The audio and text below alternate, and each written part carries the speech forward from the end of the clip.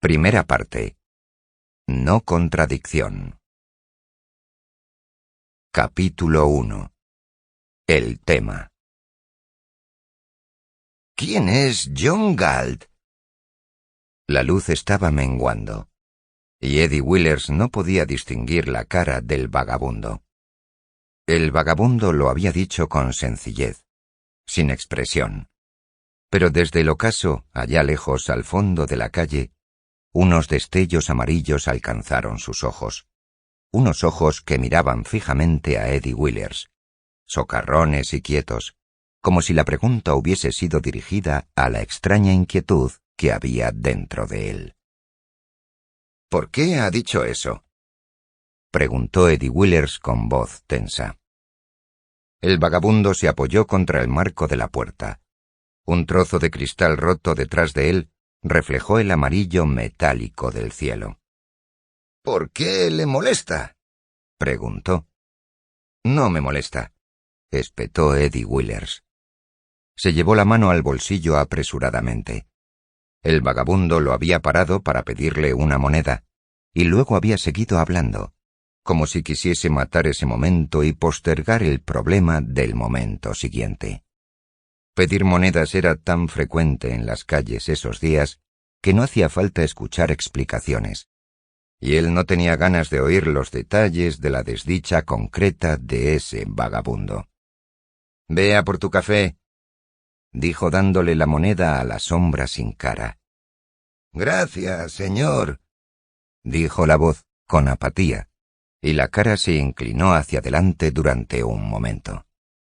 La cara estaba bronceada por el viento, surcada por arrugas de cansancio y de cínica resignación.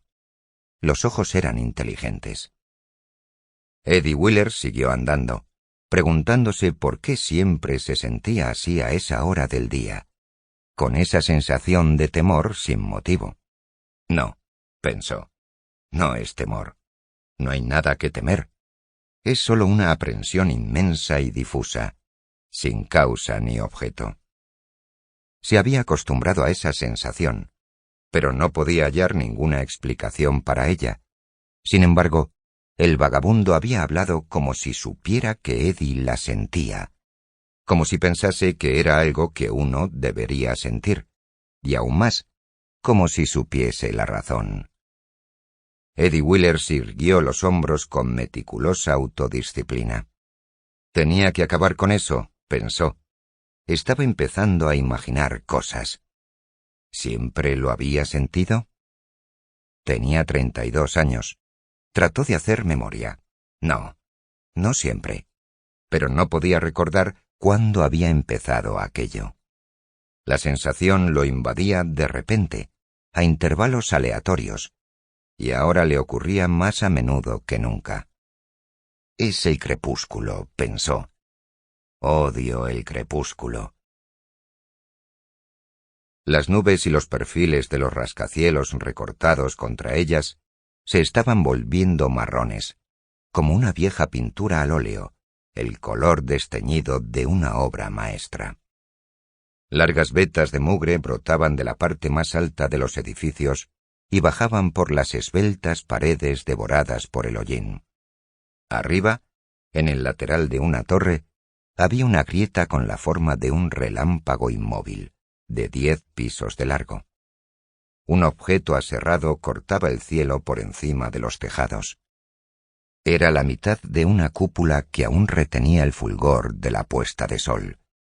El enchapado de oro se había desprendido hacía ya tiempo de la otra mitad. El brillo era rojo y tranquilo, como el reflejo de un fuego. No un fuego vivo, sino uno que agoniza y que ya es demasiado tarde como para sofocarlo. No, pensó Eddie Willers. No había nada de perturbador en aquella vista de la ciudad. Tenía el mismo aspecto que siempre había tenido. Siguió andando, recordándose a sí mismo que volvía con retraso a la oficina. No le gustaba la tarea que tenía que hacer a su vuelta, pero había que hacerla, así que no intentó demorarla, sino que se obligó a apretar el paso. Dobló una esquina. Por el estrecho espacio entre las oscuras siluetas de dos edificios, como por el resquicio de una puerta, vio la página de un calendario gigante suspendido en el cielo. Era el calendario que el alcalde de Nueva York había erigido el año anterior encima de un edificio, para que los ciudadanos pudiesen saber el día del mes, igual que sabían la hora del día, mirando a lo alto de aquella torre gubernamental. Un rectángulo blanco colgaba sobre la ciudad, informando de la fecha a los hombres en las calles de abajo. A la oxidada luz de la puesta de sol de esa tarde, el rectángulo decía 2 de septiembre. Eddie Willers miró a otro lado. Nunca le había gustado ver ese calendario. Le incomodaba de una forma que no podía explicar o definir. La sensación parecía mezclarse con su sentido de inquietud. Tenía la misma calidad.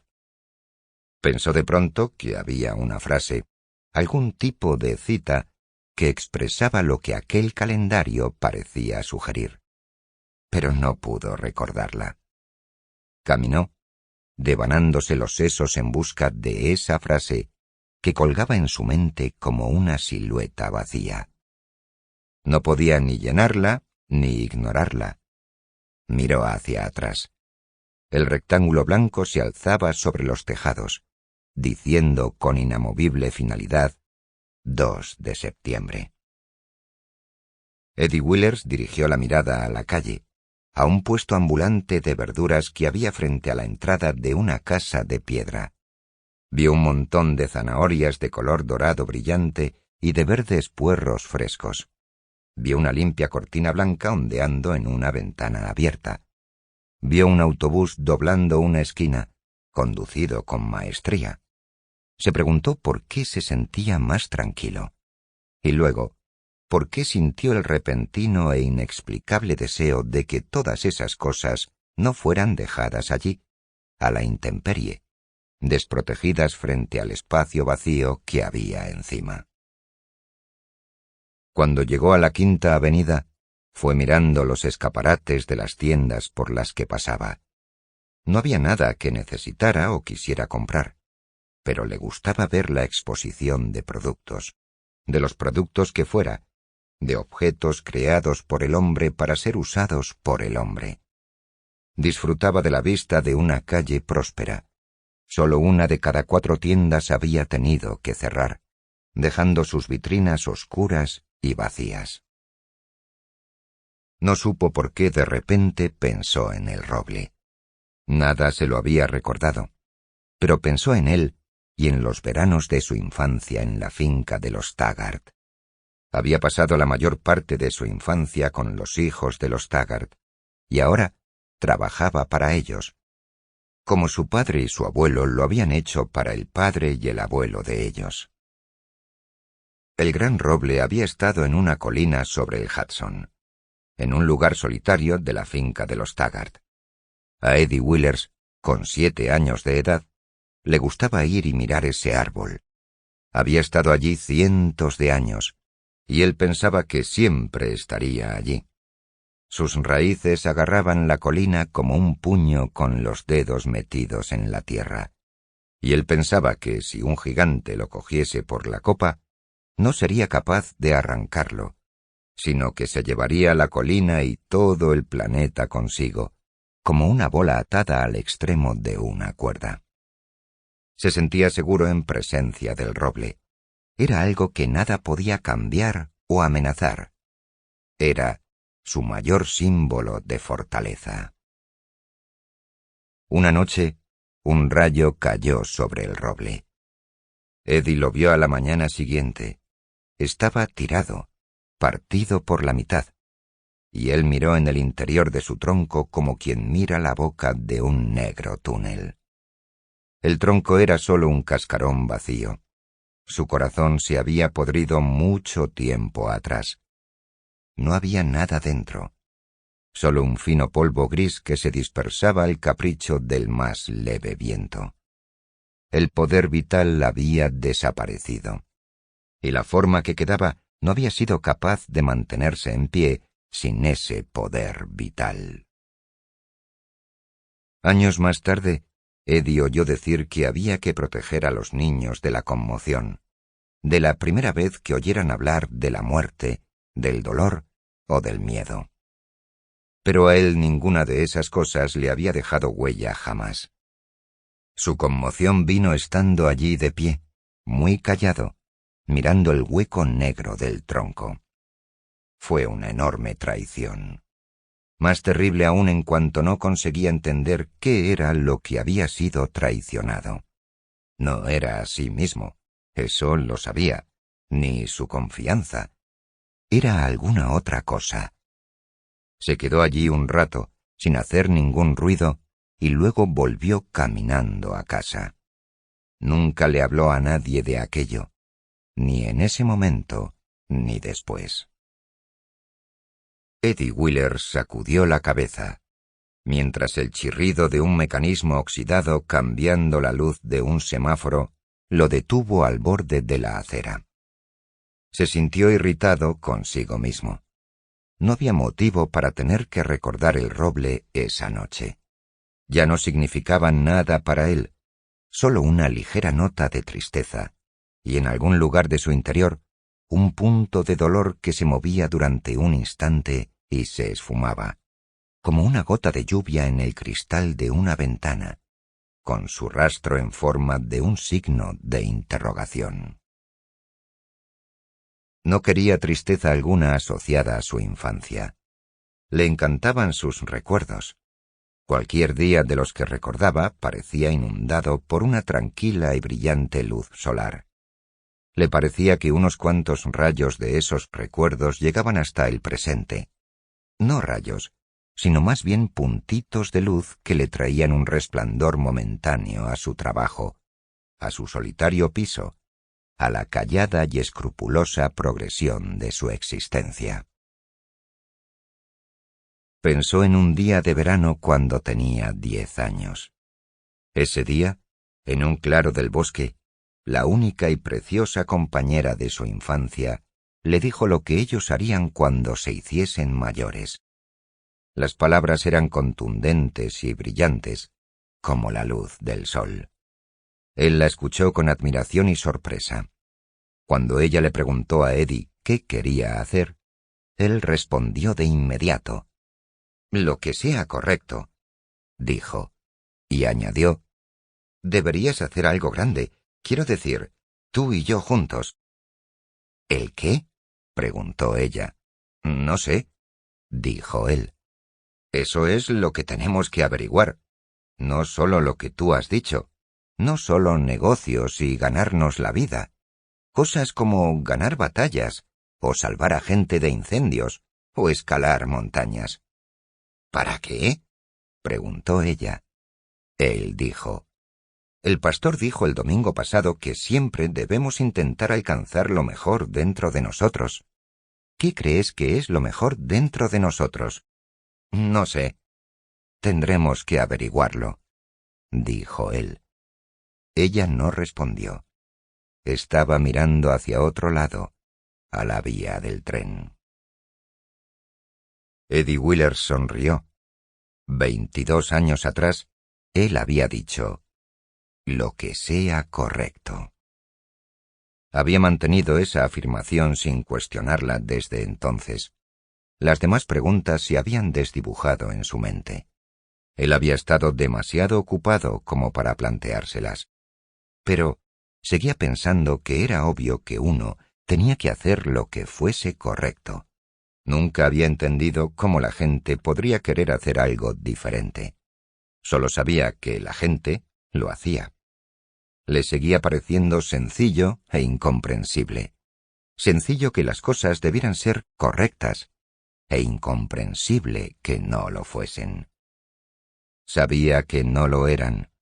Pensó en eso al doblar una esquina y llegar al gran edificio de Taggart Transcontinental. El edificio se erguía como la estructura más alta y más orgullosa de la calle. Eddie Willers siempre sonreía cada vez que volvía a verlo. Sus largas franjas de ventanas estaban enteras, a diferencia de las de sus vecinos. Sus líneas se alzaban hasta cortar el cielo, sin esquinas resquebrajadas ni bordes erosionados. Parecía estar por encima del tiempo, inmaculado. Siempre estaría allí, pensó Eddie Willers. Cada vez que entraba en el edificio Taggart sentía alivio y una sensación de seguridad. Era un lugar de eficiencia y de poder. Los suelos de sus salas eran como espejos de mármol. Los rectángulos congelados de sus lámparas eran focos de luz sólida. Detrás de paredes de cristal, hileras de muchachas estaban sentadas frente a máquinas de escribir, y el repiqueteo de sus teclas era como el sonido de ruedas de tren acelerando. Y como un eco en respuesta, un leve temblor atravesaba las paredes de vez en cuando, elevándose desde debajo del edificio, desde los túneles de la gran terminal de donde los trenes salían para cruzar un continente y donde paraban después de cruzarlo de nuevo, como habían estado saliendo y parando generación tras generación. Taggart Transcontinental, pensó Eddie Willers, de océano a océano. El orgulloso eslogan de su infancia, mucho más brillante y sagrado que cualquier mandamiento de la Biblia. De océano a océano, para siempre, pensó Eddie Willers, como si fuese un epitafio, mientras atravesaba los inmaculados salones hasta llegar al corazón del edificio, al despacho de James Taggart, presidente de Taggart Transcontinental. James Taggart estaba sentado en su escritorio. Parecía un hombre cercano a los 50 años que había empezado a envejecer desde la adolescencia, sin la etapa intermedia de la juventud. Tenía una boca pequeña y petulante, y el cabello ralo, aferrado a una frente con entradas. Su postura tenía una flacidez lánguida y descentrada, como desafiando a su cuerpo alto y esbelto, un cuerpo con una elegancia de linaje diseñada para la confiada pose de un aristócrata, pero transformada en el desgarbo de un patán. La carne de su rostro era pálida y blanda. Sus ojos eran insulsos y velados, con una mirada que se movía despacio, sin jamás pararse del todo, resbalando y pasando de largo por las cosas en eterno resentimiento de su existencia. Parecía obstinado y exhausto.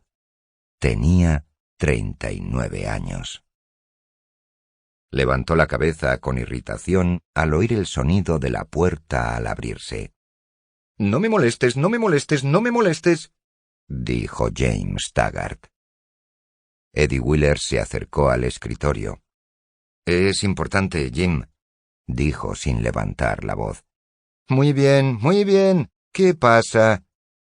Eddie Willers miró el mapa en la pared del despacho. Los colores del mapa se habían desteñido bajo el cristal. Se preguntó remotamente cuántos presidentes Taggart se habían sentado delante de ese mapa y durante cuántos años. El ferrocarril de Taggart Transcontinental, la red de líneas rojas que cortaban el desteñido cuerpo del país, desde Nueva York a San Francisco, parecía un sistema de vasos sanguíneos. Era como si en algún momento, mucho tiempo atrás, la sangre se hubiese disparado por la arteria principal y bajo la presión de su propia superabundancia se hubiese ramificado en puntos aleatorios, corriendo por todo el país. Una línea roja trazaba un camino sinuoso desde Cheyenne, Wyoming, hasta El Paso, Texas. Era la línea Río Norte de Taggart Transcontinental. Nuevos trazados habían sido añadidos recientemente, y la línea roja se había extendido hacia el sur más allá de El Paso. Pero Eddie apartó la mirada precipitadamente cuando sus ojos llegaron a ese punto. Miró a James Taggart y dijo: «Es la línea Río Norte». Vio cómo la mirada de Taggart se dirigía a una esquina del escritorio. «Hemos tenido otro accidente». Accidentes de ferrocarril ocurren todos los días. ¿Tenías que molestarme por eso? Ya sabes a qué me refiero, Jim. La Río Norte está acabada. Esa vía está hecha un desastre. La línea entera. Vamos a recibir una vía nueva. Eddie Willers continuó como si no hubiese habido respuesta. La vía está hecha un desastre. De nada sirve intentar operar trenes por allí. La gente ya ni quiere arriesgarse a usarlos. No hay ningún ferrocarril en todo el país, me parece a mí, que no tenga unos cuantos ramales funcionando con pérdidas. No somos los únicos. Es una circunstancia nacional. Una circunstancia nacional temporal. Eddie se quedó mirándolo en silencio. Lo que a Taggart no le gustaba de Eddie Willers era esa costumbre suya de mirar directamente a los ojos de la gente. Los ojos de Eddie eran azules, grandes e inquisitivos. Tenía el pelo rubio y una cara cuadrada, común y corriente, excepto por ese aspecto de atención escrupulosa y de asombro franco y desconcertado. —¿Qué es lo que quieres? —espetó Taggart. —Solo he venido a decirte algo que tenías que saber, porque alguien tenía que decírtelo. —¿Que hemos tenido otro accidente? —Que no podemos abandonar la línea Río Norte. James Taggart rara vez levantaba la cabeza. Cuando miraba a la gente, lo hacía levantando sus pesados párpados y mirando hacia arriba desde debajo de la amplitud de su frente calva. —¿Quién está pensando en abandonar la línea Río Norte? —preguntó. —Nadie ha pensado jamás en abandonarla. Me ofende que lo hayas dicho. Me ofende mucho. Pero es que no hemos cumplido con un solo horario en los últimos 6 meses. No hemos completado ni un solo recorrido, sin algún tipo de avería, grave o menos grave. Estamos perdiendo a todos nuestros clientes, uno tras otro. ¿Cuánto tiempo podemos aguantar? Eres un pesimista, Eddie. Te falta fe. Eso es lo que mina la moral de una organización. ¿Quieres decir que no se va a hacer nada con la línea Río Norte? No he dicho eso en absoluto. En cuanto recibamos la nueva vía... Jim, no va a haber ninguna nueva vía. Observó los párpados de Taggart levantarse lentamente. Acabo de venir de la oficina de la Associated Steel. He hablado con Orren Boyle. ¿Qué ha dicho? Ha hablado durante 1 hora y media y no me ha dado ni una sola respuesta válida. ¿Para qué lo has molestado? Creo que el primer pedido de raíles no tenía que ser entregado hasta el mes que viene. Y antes de eso, iba a ser entregado 3 meses antes. Circunstancias imprevistas. Totalmente fuera del control de Orren. Y antes de eso, la entrega era para 6 meses antes. Jim, hemos estado esperando a que la Associated Steel nos entregue esos raíles desde hace 13 meses. ¿Qué quieres que haga? Yo no puedo llevar el negocio de Orren Boyle. Quiero que entiendas que no podemos esperar. Taggart preguntó despacio, con voz medio burlona y medio cautelosa. ¿Qué ha dicho mi hermana? No volverá hasta mañana. Ya. ¿Y qué quieres que haga yo? Eso lo tienes que decidir tú. Bueno, independientemente de las otras cosas que vayas a decir, hay una que no vas a nombrar ahora, y es Rearden Steel. Eddie no respondió de inmediato. Luego dijo suavemente: Muy bien, Jim. No lo nombraré. Orren es mi amigo. No escuchó respuesta alguna. Me ofende tu actitud. Orren Boyle enviará esos raíles en cuanto le sea humanamente posible. Mientras él no pueda entregarlos, nadie puede culparnos a nosotros. Jim, ¿de qué estás hablando? ¿No entiendes que la línea Río Norte se está viniendo abajo, nos culpe alguien o no? La gente lo aguantaría. Tendría que hacerlo, si no fuese por la Phoenix Durango. Vio la cara de Eddie endurecerse. Nadie se quejó jamás de la línea Río Norte hasta que la Phoenix Durango entró en escena. La Phoenix Durango está haciendo un trabajo brillante. Imagínate, una cosa llamada la Phoenix Durango compitiendo con Taggart Transcontinental. No era más que una distribuidora de leche hace 10 años. Ahora tiene la mayor parte del tráfico de mercancías de Arizona, Nuevo México y Colorado. Taggart no respondió. Jim, no podemos perder Colorado. Es nuestra última esperanza. Es la última esperanza de todo el mundo. Si no nos recuperamos, vamos a perder todos los grandes clientes en ese estado a manos de la Phoenix Durango. Ya hemos perdido los campos de petróleo de Wyatt. No entiendo por qué todo el mundo está hablando siempre de los campos de petróleo de Ellis Wyatt. Porque Ellis Wyatt es un prodigio que... ¡Al diablo Ellis Wyatt! Esos pozos petrolíferos, pensó Eddie de repente, ¿no tenían algo en común con los vasos sanguíneos del mapa? ¿No era así como el torrente rojo de Taggart Transcontinental había atravesado el país años atrás? ¿Una hazaña que ahora parecía increíble? Pensó en los pozos de petróleo escupiendo un torrente negro que atravesaba el continente casi más deprisa de lo que los trenes de la Phoenix Durango podían llevarlo. Ese campo petrolífero había sido solo un pedregal en las montañas de Colorado, dado por agotado poco tiempo atrás. El padre de Ellis Wyatt había conseguido ganarse una mísera vida hasta el final de sus días, sacando lo que pudo de los moribundos pozos de petróleo. Ahora era como si alguien le hubiese dado una inyección de adrenalina al corazón de la montaña. El corazón había empezado a bombear. La sangre negra había irrumpido a través de las rocas. Y claro que es sangre, pensó Eddie Willers, porque sangre es lo que alimenta, lo que da vida, y eso es lo que la Wyatt Oil había hecho. Había producido una conmoción en las viejas laderas de tierra, dándoles una repentina existencia. Había traído nuevos pueblos, nuevas plantas energéticas y nuevas fábricas a una región del mapa en la que nadie había reparado nunca antes. Nuevas fábricas, pensó Eddie Willers, en una época en que los ingresos por transporte de mercancías de todas las grandes industrias antiguas habían estado cayendo lentamente año tras año.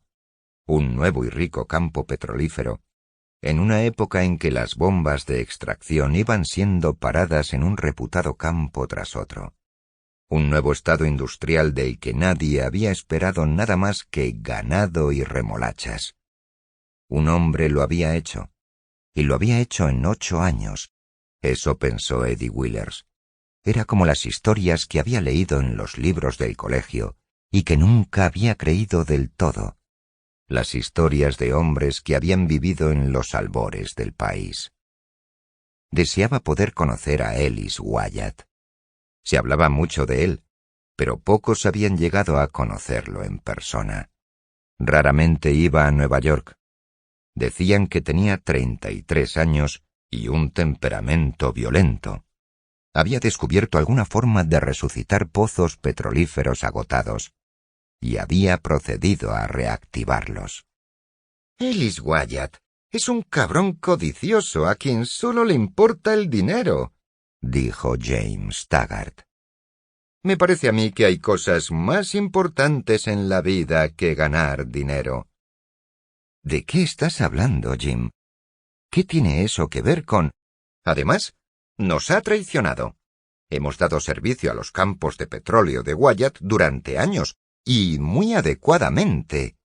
En tiempos del viejo Wyatt, llevábamos un tren cisterna por semana. Ya no estamos en los tiempos del viejo Wyatt, Jim. La Phoenix Durango lleva hasta allí 2 trenes cisterna al día, y los lleva con puntualidad. Si él nos hubiera dado tiempo para crecer juntos... No tiene tiempo que perder. ¿Y qué espera? ¿Que larguemos al resto de nuestros clientes? ¿Que sacrifiquemos los intereses del país entero y le demos a él todos nuestros trenes? Bueno, no. Él no espera nada. Simplemente hace negocios con la Phoenix Durango. Creo que es un rufián destructivo y sin escrúpulos. Creo que es un advenedizo irresponsable que ha sido tremendamente sobrevalorado. Fue sorprendente oír una emoción repentina en la voz exánime de James Taggart. No estoy tan seguro de que sus campos sean un logro tan beneficioso. A mí me parece que ha dislocado la economía del país entero. Nadie esperaba que Colorado se convirtiese en un estado industrial. ¿Cómo podemos tener alguna seguridad o planear algo si todo cambia todo el tiempo? Por Dios, Jim. Sí, lo sé, está ganando dinero. Pero ese no es el estándar. Me parece a mí, por el que uno mide el valor de un hombre para la sociedad. En cuanto a su petróleo, tendría que venir arrastrándose hasta nosotros, y tendría que esperar su turno junto a los demás clientes, y no exigiría más que su cuota justa de transporte. Si no fuese por la Phoenix Durango, no podemos hacer nada si nos enfrentamos a una competencia destructiva de ese tipo. Nadie puede echarnos la culpa. La presión en su pecho y en sus sienes, pensó Eddie Willers, era la tensión del esfuerzo que estaba haciendo. Había decidido aclarar el asunto de una vez por todas, y el asunto estaba tan claro, pensó, que nada podría impedir que Taggart lo comprendiera, a menos que fuese porque él mismo lo estaba presentando mal. Así que lo había intentado con empeño, pero estaba fracasando, igual que siempre había fracasado en todas las discusiones que habían tenido. Daba igual lo que dijera. Ellos nunca parecían estar hablando del mismo tema. Jim, ¿qué estás diciendo? ¿Es que importa que alguien nos eche la culpa cuando la línea se está viniendo abajo? James Taggart sonrió. Era una sonrisa fina, divertida y fría. Es conmovedora, Eddie, dijo. Es conmovedora. Tu devoción por Taggart Transcontinental. Si no llevas cuidado, acabarás convirtiéndote en uno de esos verdaderos siervos feudales. Es lo que soy, Jim. Pero, ¿puedo preguntar si es tu trabajo discutir esos temas conmigo? No, no lo es. Entonces, ¿por qué no aprendes que tenemos departamentos que se encargan de las cosas? ¿Por qué no le informas de todo esto a quien le concierne? ¿Por qué no le lloras a mi querida hermana en el hombro? Mira, Jim, sé que no es mi cometido hablar contigo, pero no puedo entender lo que está pasando. No sé qué es lo que tus consejeros oficiales te dicen, ni por qué no consiguen que lo entiendas. Así que pensé en intentar decírtelo yo mismo.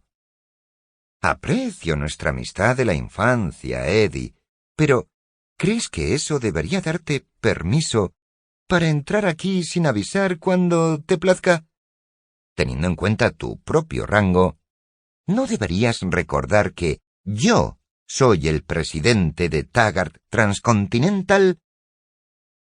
Era una pérdida de tiempo. Eddie Willers lo miró como siempre, no dolido, simplemente confuso, y preguntó: ¿Entonces no tienes intención de hacer nada con la línea Río Norte? Yo no he dicho eso. Yo no he dicho eso para nada. Taggart estaba mirando el mapa, la línea roja al sur de El Paso. En cuanto las minas de San Sebastián se pongan en marcha y nuestra filial mexicana empiece a dar resultados... No vamos a hablar de eso, Jim. Taggart se volvió, sorprendido por el fenómeno sin precedentes de una ira implacable en la voz de Eddie. ¿Qué pasa? Tú sabes lo que pasa, Jim. Tu hermana dijo que... ¡Al diablo mi hermana!, dijo James Taggart. Eddie Willers no se movió, no respondió. Permaneció en pie mirando al frente, pero no veía ni a James Taggart ni nada en el despacho. Un momento después, hizo una inclinación y salió.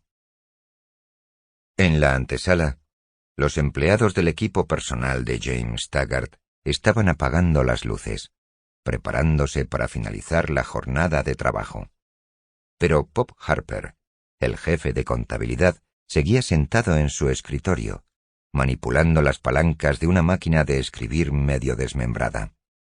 Todo el mundo en la empresa tenía la impresión de que Pop Harper había nacido en ese rincón en concreto y en ese escritorio en concreto, y que nunca pensaba abandonarlo. Había sido el jefe de contabilidad del padre de James Taggart. Pop Harper levantó la vista hacia Eddie Willers cuando salió del despacho del presidente. Era una mirada pausada y sabia. Parecía decir que sabía que la visita de Eddie a esa parte del edificio significaba que había problemas en la línea. Sabía que nada había resultado de la visita, y le era totalmente indiferente ese conocimiento. Era la cínica indiferencia que Eddie Willers había visto en los ojos del vagabundo en la esquina de la calle. «Dime, Eddie, ¿sabes dónde puedo conseguir camisetas de lana?», preguntó. «He buscado por toda la ciudad, pero nadie las tiene». «No lo sé», dijo Eddie deteniéndose. «¿Por qué me lo preguntas a mí?» «Le pregunto a todo el mundo. Puede que alguien me lo diga». Eddie miró con inquietud la cara vacía y demacrada, y el pelo blanco. «Hace frío en este antro», dijo Pop Harper. «Y va a hacer más frío este invierno». «¿Qué estás haciendo?», preguntó Eddie, señalando las piezas de la máquina de escribir. «El maldito trasto se ha vuelto a romper. No tiene sentido mandarla a arreglar. Tardaron 3 meses en arreglarla la última vez. Pensé en repararla yo mismo. No creo que dure mucho». Dejó caer su puño sobre las teclas. «Estás lista para convertirte en chatarra, vieja amiga. Tus días están contados». Eddie se estremeció. Esa era la frase que había intentado recordar. «Tus días están contados». Pero había olvidado en relación a qué había intentado recordarla. «No sirve de nada, Eddie», dijo Pop Harper. «¿Qué es lo que no sirve de nada?» «Nada. Todo». «¿Qué pasa, Pop?» «No voy a solicitar una nueva máquina de escribir. Las nuevas están hechas de hojalata. Cuando las viejas desaparezcan, eso será el fin de las máquinas de escribir. Ha habido un accidente en el metro esta mañana. Los frenos no funcionaron. Deberías irte a casa, Eddie, encender la radio y escuchar alguna buena orquesta. Olvídalo, chico. El problema contigo es que tú nunca has tenido una afición. Alguien ha vuelto a robar las bombillas eléctricas, las de la escalera, allí donde yo vivo. Tengo un dolor en el pecho. No he podido conseguir jarabe para la tos esta mañana. La farmacia de la esquina quebró la semana pasada. El ferrocarril de la Texas Western quebró el mes pasado. Ayer cerraron el puente de Queensboro por reparaciones temporales. En fin, ¿qué más da? ¿Quién es John Galt?